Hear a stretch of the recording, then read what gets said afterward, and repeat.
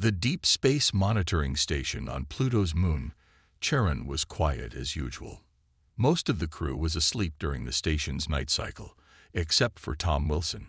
His eyes moved carefully across the holographic displays, showing the Kuiper Belt status. Something wasn't right. Tom had been watching these screens for 15 years, and he knew every asteroid's path like the back of his hand. Tonight, several of them were missing. He double-checked his readings and ran a system diagnostic.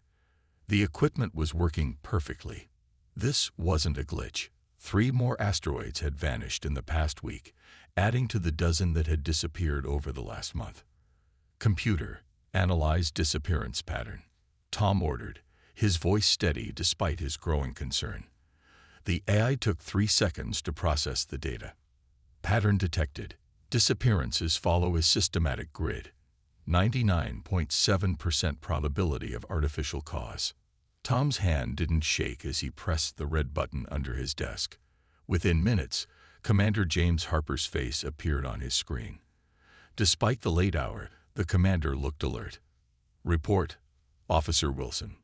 "Sir, we have confirmed artificial manipulation of Kuiper Belt objects. Someone's harvesting our asteroids in a systematic pattern. They're trying to be subtle, but they're leaving mathematical fingerprints."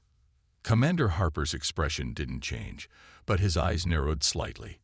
"Send me everything." "I'm activating Protocol 7. Across the solar system, hidden sensors and dormant defense systems came to life. Humanity had been preparing for this moment for decades. Deep within the moon's secret military base, Commander Harper stood before the United Earth Defense Council. The room was filled with military leaders from every major nation on Earth. "Ladies and gentlemen," Harper began, his voice echoing in the circular chamber, "what we feared and prepared for is happening. An alien force is gathering resources in our outer solar system. They think we can't detect them. They think we're blind to their activities." He gestured, and a holographic map of the solar system appeared above the council table. Red dots showed the locations of missing asteroids, forming a clear pattern of systematic harvesting. "We estimate they've been at this for about 3 months. Their technology is advanced. They're using some form of matter transportation we can't fully understand yet. But they made one crucial mistake." Harper zoomed in on the pattern.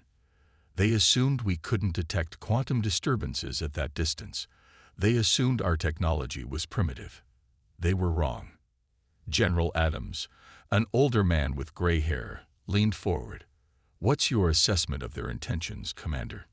"This is preparation for invasion, sir.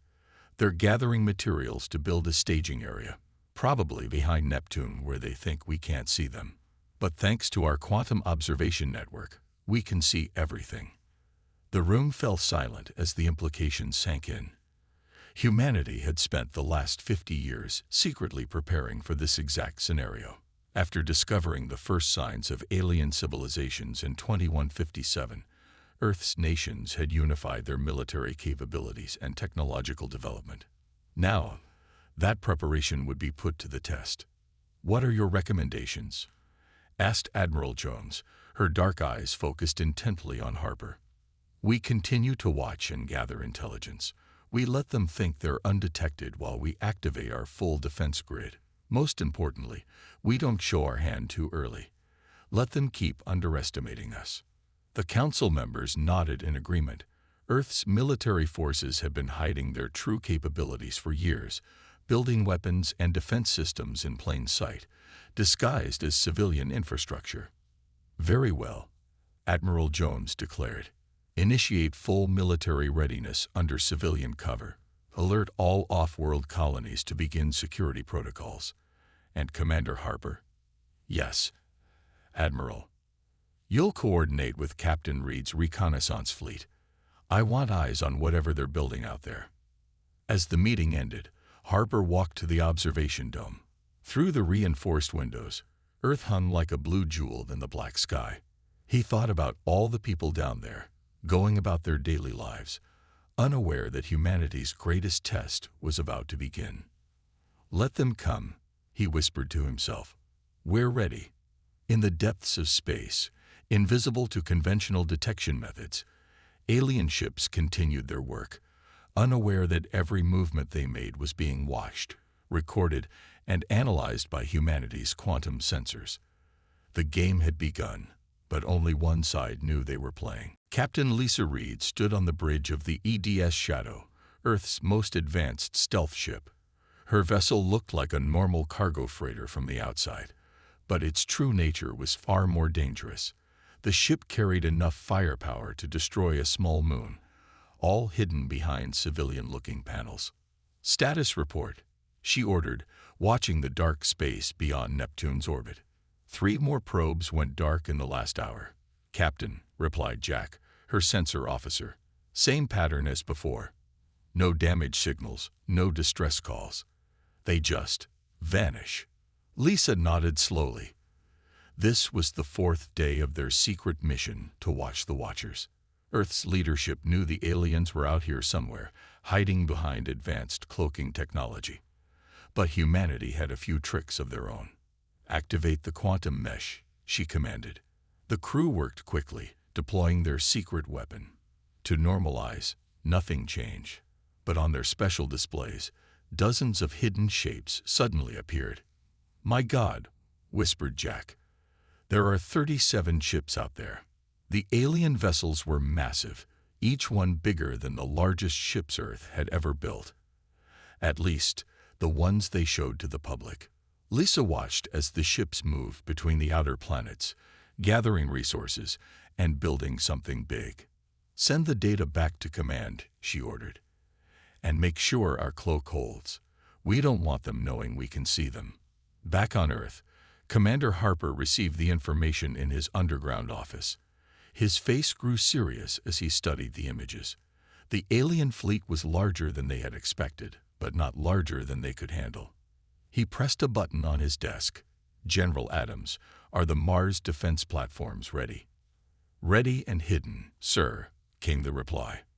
"They still look like mining stations from the outside. The aliens won't know what hit them if they try anything." Harper walked to the main control room, where huge screens showed Earth's secret defense network.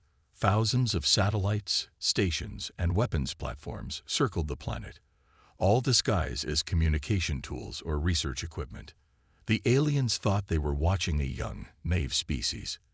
They were wrong. "Time to run a test," Harper said. "Activate Defense Pattern Alpha, but make it look like a routine satellite adjustment." Across Earth's orbit, hundreds of satellites moved slightly, changing their positions in what looked like normal maintenance. But they were actually forming a defensive grid that could trap any attacking fleet. On the EDS Shadow, Lisa's crew watched as the alien ships began building something huge. It looked like a staging area for an invasion force, hidden in the shadow of Neptune. "They're getting bold," Jack said, pointing at his screen. "Look at this. They're not even trying to hide their resource gathering anymore. They must think we're blind to everything happening out here." Lisa smiled grimly. "Let them think that. Pride comes before a fall." Her ship's AI suddenly gave a warning. "Captain, one of their ships is heading toward Mars. Their course will bring them close to our position. Hold position," Lisa ordered calmly. "Our cloak is better than theirs. Let them pass by." The crew watched in tense silence as a massive alien vessel passed within 1,000 kilometers of their location. It was shaped like a dark arrowhead, its surface covered in strange patterns that seemed to bend light around it. "Got you," Lisa whispered as her sensors recorded everything about the alien ship. This close, they could see details that their long-range sensors had missed. The data would be priceless for Earth's defense planning. In his office, Harper received the new information. He smiled as he read Lisa's report. The aliens were making the same mistake that so many others had made throughout human history. They underestimated their opponent. "Begin Phase 2, he ordered through his secure channel. "It's time to let them know they're not as invisible as they think." Across the solar system, humanity's hidden sensors and defense systems continued their silent watch, gathering data and preparing for what was to come. The aliens thought they were the hunters, but soon they would learn who was really hunting whom. The time had come. After weeks of watching the alien fleet grow in the outer solar system, Earth's leaders decided to make their move. In the main command center beneath the moon's surface, Commander Harper stood before the World Defense Council. "All ships are in position," he reported. "Captain Reed's fleet is hidden behind Jupiter's moons. The Mars Defense Force is ready. Earth's orbital grid is at full power." Admiral Jones nodded. "Then it's time to send our message. Let's show them we're not as blind as they think." The message was simple but powerful. They would broadcast it using every type of communication known to science: radio waves, quantum signals, light pulses, and even some alien communication methods they had discovered but kept secret. At exactly noon Earth time, every transmitter in the solar system activated at once. The message went out in all directions, impossible to miss or ignore. "To the fleet hiding in our solar system, we see you. We are ready. Your choice will determine your fate." The effect was immediate. The alien ships that had been quietly working suddenly stopped. Their cloaking devices flickered as their crews tried to understand how they had been detected. On the EDS Shadow, Captain Lisa Reed watched her sensors with a smile. "Look at them scramble," she said to her crew. They thought they were so clever with their cloaking technology. The aliens' response came within an hour. A large ship decloaked near Mars orbit, broadcasting a message in return. The ship was impressive, nearly 2 miles long, covered in dark metal that seemed to eat light. "We are the Concordat," the message began. "A union of advanced species. We did not expect you to detect our presence. Perhaps we have underestimated humanity." In the moon base, Commander Harper watched the alien ship on his screens. "Oh, you've underestimated us more than you know," he muttered. The alien message continued. "We request a meeting to discuss our presence in your system. We mean no harm." Harper looked at Admiral Jones. She gave a short nod. It was time for the next part of their plan. "Show them," she ordered. Across the solar system, hidden human ships began to decloak. Not all of them. Earth would never reveal its full strength, but enough to make a point. 50 warships appeared around Mars. 30 more emerged from hiding spots in the asteroid belt. The alien sensors suddenly detected hundreds of armed satellites they hadn't noticed before. The alien ship's response was almost funny. It backed away slightly, its weapons staying offline. They were finally beginning to understand that they weren't dealing with a helpless primitive species. "We accept your request for a meeting," Harper transmitted back. "But first, let us show you something." He pressed a button, and Earth's quantum defense grid became visible for just 3 seconds. It was a network of energy and technology that surrounded the entire solar system, far more advanced than anything the aliens had expected to find. The alien ship actually moved backward in surprise. Their next message came quickly. "We appear to have made incorrect assumptions about Earth's technological level. The Concordat wishes to approach this situation differently." In her ship, Lisa Reed grinned. "Look at their engine output," she told her crew. "They're scared. They never expected us to be ready for them."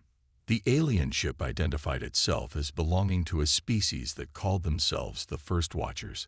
They revealed that the Concordat was an alliance of 15 different alien species, all of whom had believed Earth to be an easy target for colonization. "We have watched your world for decades," their message said. "We thought we understood your capabilities." Commander Harper's response was calm but carried a clear warning. "You saw what we wanted you to see. Now you're seeing what we chose to hide. Consider carefully what else we might be hiding." The alien ship remained still, its crew probably arguing about what to do next. Around it, Earth's defenders waited silently. The next move would be crucial. Would the aliens choose peace, or would they make the mistake of testing humanity's strength? In the depths of space, both sides prepared for whatever would come next. But one thing was clear: The aliens' plan for an easy invasion had just been shattered by humanity's preparedness. 3 days after Earth's message, the Concordat's diplomatic ship arrived at the meeting point near Earth's moon. It was smaller than their warships, but still impressive, with smooth lines that seemed to bend the space around it. Commander Harper waited in Earth's diplomatic vessel, watching as the alien ship approached. With him were Admiral Jones and Dr. Robert Wells, Earth's leading expert on alien technology. They had chosen this location carefully, close enough to show trust, but within range of Earth's most powerful hidden weapons. "They're sending their delegation now," reported the ship's eye. A bright beam of light appeared between the two ships, and 3 alien forms took shape in the meeting room. The aliens looked very different from each other. The first was tall and thin, with blue-tinted skin that seemed to shimmer. The second was shorter, covered in what looked like metallic scales. The third floated above the ground, its body wrapped in swirling energy. "Welcome to the Sol system," Harper said calmly. "Though you've already been here for quite some time, haven't you?" The tall alien spoke first, its voice translated by computers. "I am First Speaker Orin of the Concordat. We admit we underestimated your species. A dangerous mistake," Admiral Jones said, "one that could have led to unnecessary conflict." The floating alien moved forward. "How did you detect our cloaked ships? Our technology should have been invisible to your sensors." Dr. Wells smiled. "Should have been, based on what you thought you knew about us. Let me show you something." He pressed a button on the table. A hologram appeared, showing a complete map of every Concordat ship in the solar system, including the ones they thought were still hidden. The scaled alien made a sound of surprise. "Impossible. You couldn't have. We've been tracking you since day one," Harper said. "Every ship, every movement, every resource you've taken. We let you continue because we wanted to understand your intentions." On the screens around them, more images appeared. Earth's quantum defense network, its advanced AI systems, weapons platforms disguised as civilian stations, just enough to show their strength without revealing everything. The first speaker's skin changed color slightly. "We believed your technology was primitive. Our observations showed. You saw what we wanted you to see," Admiral Jones cut in. "While you watched our public space programs, our real advancement happened in secret. We've been preparing for this meeting for decades." In the background, Captain Reed's stealth fleet moved silently into new positions, still hidden from the alien sensors. The Concordat delegation didn't notice, but Harper knew they were there, ready if needed. "The Concordat must now decide," Harper continued. "Will you treat Earth as an equal, or do we need to demonstrate more of our capabilities?" The 3 aliens looked at each other, clearly communicating in some silent way. The scaled one spoke next. "Some members of the Concordat will not accept this easily. They believed Earth would be an easy conquest. Then they should look closer at human history," Admiral Jones said firmly. "We've learned from every war, every battle. We don't start fights, but we make sure we can finish them." Dr. Wells activated another display, showing the aliens' own ships. "Your power systems are impressive, but look here." He pointed to specific parts of their technology.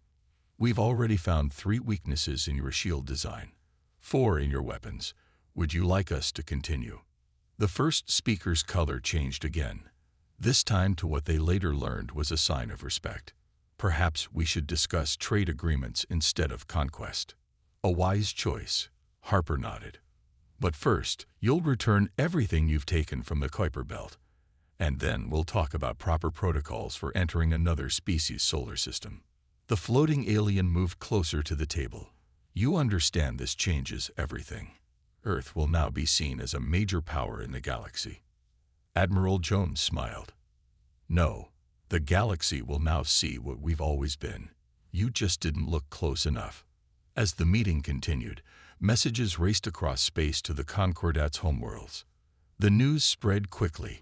Humanity wasn't just ready for the stars, they were already there, waiting and watching. The galaxy would never be the same. 1 week after the first meeting, not all members of the Concordat were happy with Earth's show of strength.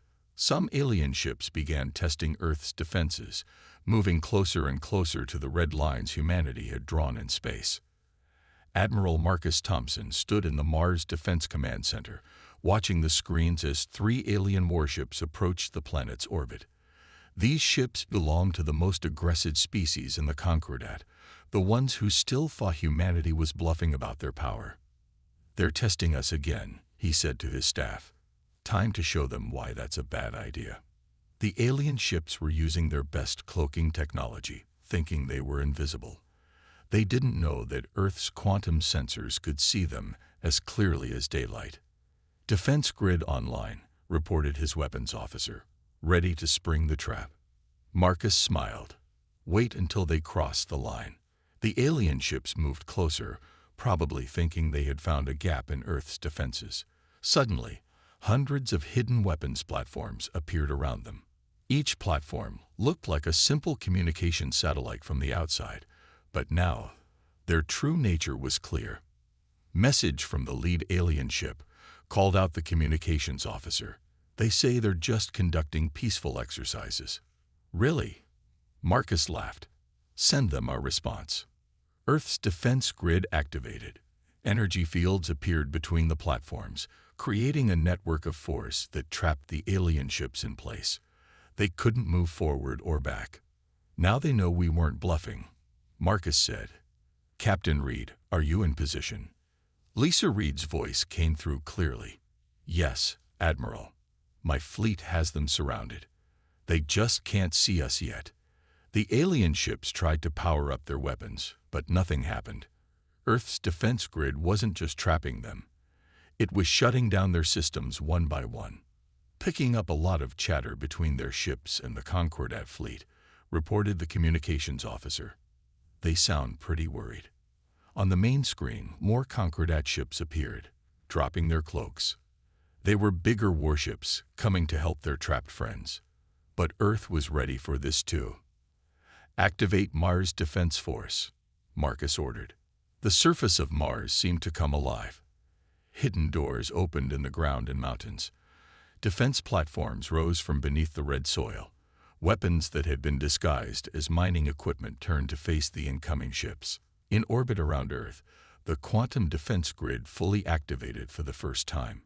It looked like a web of blue light spreading across space, more advanced than anything the aliens had expected to find. "Message from Concordat High Command," called out the communications officer. "They're ordering their ships to stand down. The aggressive faction is being disciplined." Marcus nodded. This was what they had hoped for, the reasonable members of the Concordat taking control from the warmongers. The trapped alien ships powered down their systems, surrendering. Around Mars, the other Concordat vessels backed away slowly, finally understanding that humanity wasn't just lucky or bluffing. Earth really did have the power to back up their warnings. "Captain Reed," Marcus called, "escort our guests back to their fleet.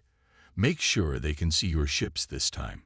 Lisa's stealth fleet finally appeared, decloaking around the trapped alien vessels. Her ships were smaller but packed with advanced weapons. The aliens could now see that they had been surrounded the whole time. "Some of them still don't get it," Lisa's voice came through. "They're asking how we got all this technology without them noticing." Marcus looked at the image of Earth hanging in space behind Mars. Humanity had spent decades preparing in secret, building their strength while letting the galaxy think they were just starting to reach for the stars. "Let them keep asking," he said. "Sometimes the best defense is letting your enemies underestimate you until it's too late." As the alien ships were escorted away, Marcus knew this wouldn't be the last test. But with each demonstration of Earth's power, more of the Concordat was beginning to understand. Humanity wasn't just ready for the galaxy. They were ready to help shape its future. The Great Hall of the Concordat's flagship was filled with tension. Representatives from all 15 alien species had gathered to make their final decision about Earth. After the recent show of human power near Mars, they couldn't ignore the situation any longer. Commander Harper and Admiral Jones stood before the Alien Council, representing Earth. The room was massive, with curved walls that seemed to glow with their own light. Each alien leader sat in their own special area, designed for their unique biology. First Speaker Orin addressed the council. "We have seen Earth's strength. They have technology we didn't know about, weapons we've never seen before. The question is simple. Do we accept them as equals, or do we risk a war we might not win?" The metal-scaled alien leaders stood up. "They are too dangerous. No young species should have such power. We should strike now with everything we have." Everything we have. Captain Reed's voice came from nowhere. Suddenly, she appeared in the middle of the room, her stealth suit turning off. She had been there the whole time, completely invisible to their sensors. The alien leaders jumped in surprise. Their security systems should have detected any human presence, but they hadn't. "How many more of you are in here?" the scaled leader demanded. "That's the question, isn't it?" Harper smiled. "How much don't you know about us? What else are we hiding?" He pressed a button on his wrist. Displays appeared around the room, showing every Concordat fleet in the galaxy. The aliens gasped. They thought these fleets were secret. "We can see all of you," Admiral Jones said calmly. "We've been watching for years. We know your strengths, your weaknesses, your secret bases. We don't want to use this knowledge. We'd rather be friends." The floating energy being moved forward. "You've had this power all along. Why didn't you attack us first?" "Because that's not who we are," Harper explained.